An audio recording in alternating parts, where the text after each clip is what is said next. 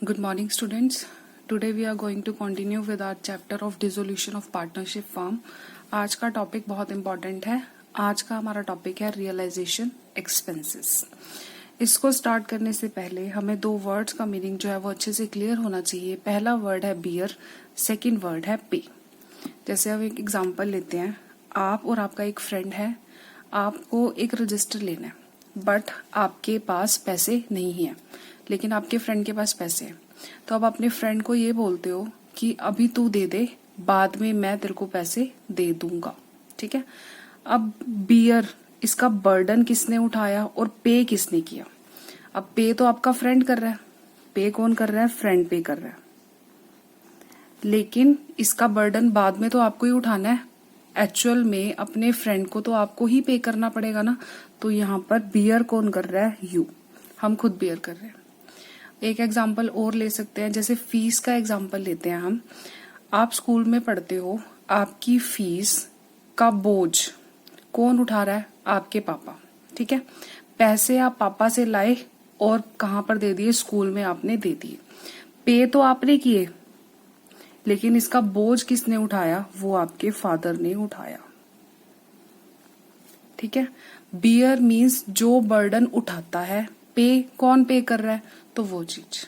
यहां पर आपको ये बियर और पे का मीनिंग आई होप क्लियर हो गया होगा. जरूरी नहीं है बियर करने वाला और पे करने वाला एक ही पर्सन हो. ये भी जरूरी नहीं है कि वो अलग अलग हो. एक भी हो सकते हैं. जैसे आपके फादर स्कूल में गए और आपकी फीस डिपॉजिट कराए, तो बोझ भी उन्होंने उठाया, बर्डन भी उन्होंने ही बियर किया आपकी फीस का, और पे भी वही कर आए. तो बियर भी वही कर रहे हैं और पे भी वही कर रहे हैं. तो बियर करने वाला पर्सन और पे करने वाला पर्सन एक भी हो सकता है. अलग अलग भी हो सकते हैं और वो एक भी हो सकता है. आई होप ये क्लियर हो गया होगा. अब हम करते हैं क्वेश्चन पहले आपको कुछ केसेस समझा देती हूँ. बियर फॉर्म कर रही है और पे भी फॉर्म कर रही है. सेकंड केस है बियर फॉर्म कर रही है और पे पार्टनर कर रहा है on behalf of the form. मतलब बोझ फॉर्म उठा रही है और पे भी फॉर्म ही कर रही है. तो मीन्स फॉर्म के लिए क्या है? ये एक्सपेंस है. जब फॉर्म के लिए एक्सपेंस होता है तो फॉर्म इसको कहाँ रिकॉर्ड करेगी? रियलाइजेशन अकाउंट के डेबिट साइड में. तो मैंने रिकॉर्ड कर दिया realisation account debit. Realisation account debit हो गया. ठीक है. अब पे कर रहे हैं, लाइबल एक्सपेंसेस हैं. एक्सपेंसेस को पे करते हो तो आपका बैंक बैलेंस, कैश बैलेंस कम हो जाता है. तो कैश और बैंक एसेट है. अगर एसेट डिक्रीज होगा तो हम उसको क्या करेंगे? क्रेडिट कर देंगे टू बैंक अकाउंट अगर मैं बैंक से पे कर रही हूं, टू कैश अकाउंट अगर मैं कैश में पे कर रही हूं. अब यहां पर बियर भी फॉर्म ने किया, बर्डन भी फॉर्म ने उठाया और पे भी फॉर्म ने किया. तो हम रियलाइजेशन अकाउंट के डेबिट साइड में रिकॉर्ड कर देंगे. सेकेंड केस है बर्डन तो फर्म का है, लेकिन फर्म के पास अभी पैसे नहीं है. फर्म ने क्या कहा? पार्टनर को बोल दिया कि आप पे कर दो. जैसे आपके फ्रेंड ने आपके पैसे पे किए, आपके पास तो थे नहीं और आपके फ्रेंड ने पे कर दिए. तो फ्रेंड तो फ्री में तो पे नहीं करेगा, वो आपसे क्या लेगा? पैसे तो लेगा ना बाद में. तो अब फर्म के लिए जो पार्टनर है वो क्या बन जाएगा? क्रेडिटर बन जाएगा. फर्म की लायबिलिटी हो गई है कि फर्म को उसको पे करने ही है. अब आप अपने फ्रेंड को पे करोगे, आपका फ्रेंड आपके लिए क्या बन गई? लायबिलिटी. एक बर्डन बन गया. आपके लिए क्रेडिटर है कि आपको उसको पैसे देने हैं. जब आपकी लायबिलिटी इंक्रीज हो जाती है तो हम क्या करते हैं? उसको क्रेडिट कर देते हैं. तो यहाँ पर लायबिलिटी इंक्रीज हो गई हमारी. आप इसको कैश में नहीं देते, हम क्या करते हैं? पार्टनर की कैपिटल अकाउंट में एडजस्ट कर देते हैं कि लास्ट में जब सारा बैलेंस होगा पार्टनर का की कैपिटल का, तब आपको सारे पैसे इकट्ठे दिए जाएंगे. एक एक करके आप उसको अलग अलग पैसे नहीं दे रहे, आप उसके पार्टनर की कैपिटल अकाउंट में एडजस्ट कर रहे हो. तो अब आप क्या कर रहे हो? Partner capital account credit. क्योंकि वो मेरा क्या हो गया? क्रेडिटर हो गया. तो मैंने उसको क्या कर दिया? क्रेडिट कर दिया. तो जब मेरी लायबिलिटी इंक्रीज होगी और लायबिलिटी इंक्रीज होती है तो मैं उसको क्या करती हूँ? क्रेडिट करती हूँ. बियर कौन कर रहा है? फॉर्म है. तो फॉर्म का ही बर्डन. तो फॉर्म का बर्डन है तो फॉर्म तो रियलाइजेशन अकाउंट में ही लिखेगी ना. तो यहां आ जाएगा डेबिट में रियलाइजेशन अकाउंट. अब रियलाइजेशन में हमने इसलिए लिखा क्योंकि ये फॉर्म का एक्सपेंस है. ये पे तो करना है फर्म को। Realisation account debit to partners capital account. ये हो गया हमारा सेकेंड केस। थर्ड केस है हमारा बियर भी पार्टनर कर रहा है और पे भी पार्टनर ही कर रहा है। दोनों काम पार्टनर ने किए, बर्डन भी पार्टनर ने उठाया और पे भी पार्टनर ने किया। रियलाइजेशन तो हम फर्म के लिए बनाते हैं, पार्टनर का तो कोई एंट्री नहीं करनी ना हमने उसमें, तो उस केस में कोई भी एंट्री पास नहीं होगी। ये काम पार्टनर का है तो पार्टनर अपना बाहर कर लेगा जैसे भी उसको करना है, तो यहां पर रियलाइजेशन में या कहीं पर भी इसकी कोई भी जर्नल एंट्री पास नहीं होगी। फोर्थ केस है हमारा बियर कर रहा है पार्टनर, बर्डन कौन उठा रहा है? पार्टनर उठा रहा है। पार्टनर का काम है, पार्टनर का जो बर्डन है, लेकिन पे कर रही है फर्म। फर्म अपने पैसे दे रही है। जैसे यहां पर ये केस हमने लिया था, बियर कौन कर रहे हो? आप, और पे कौन कर रही है? आपकी फ्रेंड कर रही है। ठीक है, तो यहां पर भी यही, पार्टनर ने बियर किया, पे करा है फर्म ने। बर्डन तो पार्टनर का है, अभी पार्टनर के पास पैसे नहीं है, जैसे आपके पास पैसे नहीं थे, आपके फ्रेंड ने पे कर दिए, तो पे किसने किए? फर्म ने। फर्म ऐसे तो पे नहीं करेगी, फर्म क्या करेगी? बाद में तो पैसे लेगी। तो पार्टनर क्या बन जाएगा? फर्म का डेटर। जब हम किसी से हमने बाद में पैसे लेने होते हैं तो वो हमारा डेटर बन जाता है। डेटर मीन्स एसेट, तो फर्म के लिए एसेट इंक्रीज हो गए, और जब एसेट इंक्रीज हो जाते हैं तो हम उसको क्या करते हैं? डेबिट कर देते हैं। पार्टनर्स कैपिटल अकाउंट डेबिट हो जाएगा। अब फर्म ने पे किए हैं, डायरेक्ट पे कर दिए टू कैश अकाउंट या फिर बैंक अकाउंट। आई होप ये 4 केसेस क्लियर हो गए होंगे। जब फर्म बियर करती है, अब आप यहां देखो, फर्म ने बियर किया इस 2 केसेस में, तो रियलाइजेशन अकाउंट क्या हुआ है? डेबिट हुआ है। और फर्म ने जब पे किया फर्स्ट केस में और फोर्थ केस में, तो बैंक अकाउंट या कैश अकाउंट जो हमारा क्रेडिट हो गया। तो अब आपको ये चीज ध्यान रखनी है, जब फर्म बियर करेगी तो रियलाइजेशन अकाउंट तो डेबिट होगा ही होगा। अगर फर्म पे कर रही है, बियर नहीं कर रही, पे कर रही है, तो क्या होगा? बैंक अकाउंट या कैश अकाउंट क्रेडिट होगा। दोनों के, फर्म बियर भी कर सकती है और फर्म पे भी कर सकती है। अगर क्वेश्चन में कुछ भी मेंशन नहीं है कि किसने बियर किए हैं और किसने पे किए हैं, तो हम यही एज्यूम करेंगे कि रियलाइजेशन एक्सपेंसेस फर्म ने ही बियर किए और फर्म ने ही पे करे हैं। ठीक है, उस केस में आपको ये जर्नल एंट्री जो है पास करनी है। अब कई बार क्या होता है, डिसोल्यूशन का काम चल रहा है आपका। डिसोल्यूशन मींस एसेट की रिकवरी करानी है, लायबिलिटीज की पेमेंट करनी है। उस केस में बहुत सारा काम होता है, तो फर्म क्या करती है? अपने पार्टनर को कुछ ना कुछ रेम्यूनरेशन, कुछ ना कुछ सैलरी दे देती है, कुछ कमीशन दे देती है उस डिसोल्यूशन काम को करवाने के लिए, क्योंकि वो जब काम एक्स्ट्रा काम कर रहा है तो वो सैलरी तो लेगा ही लेगा। तो आप उसको एक्चुअल कैश में सैलरी नहीं दोगे, आप क्या करोगे? उसके कैपिटल अकाउंट में एडजस्ट कर दोगे। है तो ये फर्म के लिए एक्सपेंस, तो फर्म के लिए एक्सपेंस है तो हम कहाँ ट्रांसफर करेंगे? रियलाइजेशन अकाउंट में। रियलाइजेशन अकाउंट डेबिट हो जाएगा। अब पार्टनर की कैपिटल अकाउंट में हम एडजस्ट कर रहे हैं, तो उसकी कैपिटल इंक्रीज, क्योंकि उसको सैलरी मिल रही है तो कैपिटल में एडजस्ट हो रहा है, तो पैसे कैपिटल में ऐड हो जाएंगे टू पार्टनर्स कैपिटल अकाउंट। तो ये थे हमारे कुछ केसेस। अभी हम क्वेश्चन की हेल्प से करेंगे। फर्स्ट एंट्री है रियलाइजेशन एक्सपेंसेस अमाउंटेड टू ₹5,000। अब यहाँ पर कुछ भी मेंशन नहीं है कि किसने बियर किया है, किसने पे किया है, तो हमने क्या एज्यूम करना है कि फर्म ने ही बियर किया है और फर्म ने ही पे किया है। तो ये फर्म के लिए एक्सपेंस है, तो इसकी जर्नल एंट्री बहुत सिंपल, रियलाइजेशन अकाउंट में चला जाएगा। ये रियलाइजेशन अकाउंट डेबिट हो जाएगा टू बैंक अकाउंट। अगर बैंक से पेमेंट किया है, अगर कैश से पेमेंट किया है तो टू कैश अकाउंट। तो ये हमारी जर्नल एंट्री होगी। अब ये फर्स्ट केस हो गया कि फर्म ने बियर किया। जब फर्म बियर करती है तो रियलाइजेशन अकाउंट को ही हम डेबिट करते हैं। फर्म पे भी कर रही है, हमारा first case, to bank account. ये हमारा केस नंबर फर्स्ट था, यही हमारा केस जो एंट्री थी वो भी फर्स्ट थी। सेकंड है रियलाइजेशन एक्सपेंसेस अमाउंटेड टू 8,000। अब रियलाइजेशन एक्सपेंसेस हैं वो 8,000 हैं। वर paid by the partner x. पे किसने किया है? पार्टनर ने। लेकिन यहाँ पर ये नहीं बताया कि बियर किसने किया है, इसका बर्डन किसने उठाया। तो तो यहाँ पर क्लियरली कुछ मेंशन नहीं है, तो यहाँ पर भी आपको यही एज्यूम करना है कि बियर जो किए हैं वो फर्म ने बियर किए।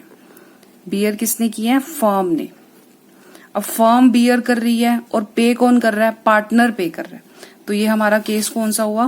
फर्म बियर कर रही है और पार्टनर पे कर रहा है। तो अब हमने क्या करना है? पार्टनर हमारा क्या बन जाएगा? क्रेडिटर। तो हम क्या करेंगे? उसको क्रेडिट कर देंगे टू एक्स कैपिटल अकाउंट 8,000 और डेबिट बियर करा है फर्म ने रियलाइजेशन अकाउंट, क्योंकि ये सारा रियलाइजेशन में ही जाएगा, अलग से तो अब कोई अकाउंट बनाना ही नहीं है क्योंकि सारा काम रियलाइजेशन में ही हो रहा है। Payment of realisation expenses by partner on behalf of the firm, ये इसकी नरेशन हो जाएगी। थर्ड केस है रियलाइजेशन एक्सपेंसेस अमाउंटेड टू 10,000, 10,000 की रियलाइजेशन एक्सपेंसेस है, were paid by firm, firm pay कर रही है on behalf of the partner. Bear किसने करने हैं यहाँ पर? इस केस में पे किसने किए? पे किए हैं फर्म ने। फर्म का कोई बर्डन नहीं था लेकिन फर्म ने फिर भी पे किए। और बियर किसने किए हैं यहाँ पर? पार्टनर ने। जो बर्डन था वो तो था पार्टनर का, पार्टनर के पास पैसे नहीं थे तो पार्टनर ने के बिहाफ पर फर्म ने पे कर दिए। तो पार्टनर क्या बन गया? फर्म के लिए डेटर बन गया। हमारे डेटर्स क्या हो गए? इंक्रीज हो गए। तो जब डेटर्स इंक्रीज होते हैं, एसेट्स इंक्रीज होते हैं, तो हम उसको क्या कर देते हैं? डेबिट कर देते हैं। तो यहाँ पर पार्टनर का नेम मेंशन नहीं था तो हमने डायरेक्ट लिखना है partners capital account debit, partners capital account debit हो जाएगा टू। अब रियलाइजेशन में तो जाएगा नहीं क्योंकि हमने इसको पे किया।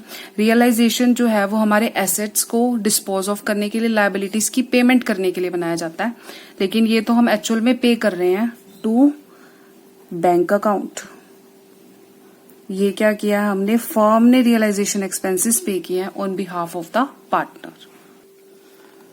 नेक्स्ट पॉइंट है realisation expenses amounted to 15,000 were paid by the firm. Mister X one partner has to bear these expenses. तो हमें पता चला पे तो फर्म कर रही है लेकिन इसका बर्डन किसने उठाना है? एक्स ने। तो मींस एक्स के पास पैसे नहीं थे तो इसलिए फर्म ने क्या किया? उसने बोल दिया कि मैं पे कर दूंगी बट आप मुझे बाद में पे कर देना। तो हम क्या करेंगे? उसके कैपिटल अकाउंट में एडजस्ट कर देंगे। तो एक्स क्या बन गई फर्म के लिए? एक्स पार्टनर जो है फर्म का डेटर बन गया। सेम ऊपर वाला केस ही हो गया ये हमारा। तो अब इसमें क्या करेंगे? Entry ex capital account debit to bank account. I hope आपको क्लियर हो रही होंगी कैसे हमने जर्नल एंट्रीज रियलाइजेशन एक्सपेंसेस से रिलेटेड जो है वो करनी है। नेक्स्ट पॉइंट है रियलाइजेशन एक्सपेंसेस अमाउंटेड टू 20,000। कितने हैं? 20,000 were paid by the firm. अब ये पे किसने किया? फर्म ने पे किया 20,000 realisation expenses. 8,000 were to be borne by the firm, means 8,000 रुपए तो इसमें फर्म ने बेयर करने हैं and balance by Maruti a partner. तो ये हमारा केस है 20,000 रुपीज रियलाइजेशन एक्सपेंसेस है फर्म ने पे किए, जिसमें से 8,000 तो फर्म का खर्चा था, फर्म को पे करने ही थे, फर्म का बर्डन था, लेकिन 12,000 तो फर्म का बर्डन नहीं था, वो किसका बर्डन था? पार्टनर का था। तो ये अलग अलग केस हो गए। तो हम इसके लिए एंट्री कर देते हैं 8,000 फर्म को बियर करने थे, तो इसकी एंट्री क्या होगी? रियलाइजेशन अकाउंट डेबिट, और फर्म को ही पे करने और फर्म ने ही पे किए टू बैंक अकाउंट 8,000। अब ये बर्डन किसका था? पार्टनर का, लेकिन पे किसने किया है? फर्म ने। तो फर्म का पार्टनर क्या बन गया? मारुति डेटर। तो एंट्री क्या होगी? Maruti capital account debit 12,000। अब मारुति से लेंगे ना हम बाद में, उसकी कैपिटल में इसलिए एडजस्ट कर देंगे टू बैंक अकाउंट 12,000। ये हो गई हमारी अलग अलग एंट्री। हम इसकी कंपाउंड एंट्री भी कर सकते हैं। तो इसकी कंपाउंड एंट्री क्या होगी? डेबिट में क्या है? रियलाइजेशन और मारुति कैपिटल। तो हम यहां लिख देंगे realisation account debit 8,000, Maruti capital account debit 12,000 to bank account 20,000। अब देखो फर्म ने जो बियर किए थे वो रियलाइजेशन में ही चले गए, जो फर्म ने पे किए थे 20,000 वो बैंक में चले गए। ये 8,000 फर्म का एक्सपेंस था, इसलिए हमने इसको रियलाइजेशन अकाउंट में ट्रांसफर कर दिया।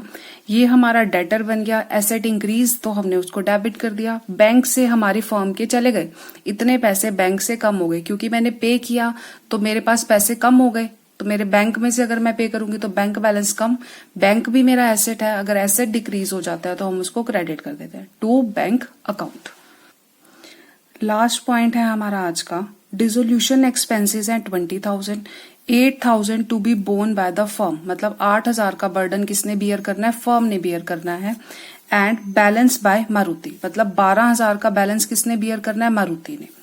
The expenses were paid bye Maruti, कि जो सारे के सारे एक्सपेंसेस हैं ये डिसोल्यूशन के 20,000 किसने पे किए हैं, मारुति ने पे किए हैं। तो ये हमारा केस 20,000 मारुति पार्टनर ने पे किए, 8,000 रुपए फर्म का बर्डन था लेकिन पे किसने किया, पार्टनर ने। तो इस केस में मारुति क्या बन गया, फर्म का क्रेडिटर। तो रियलाइजेशन, फर्म के सारे खर्चे जो हैं हम रियलाइजेशन में ट्रांसफर करते हैं, realisation account debit to Maruti capital account. ये एंट्री बन गई इसकी 8,000 से, ठीक है।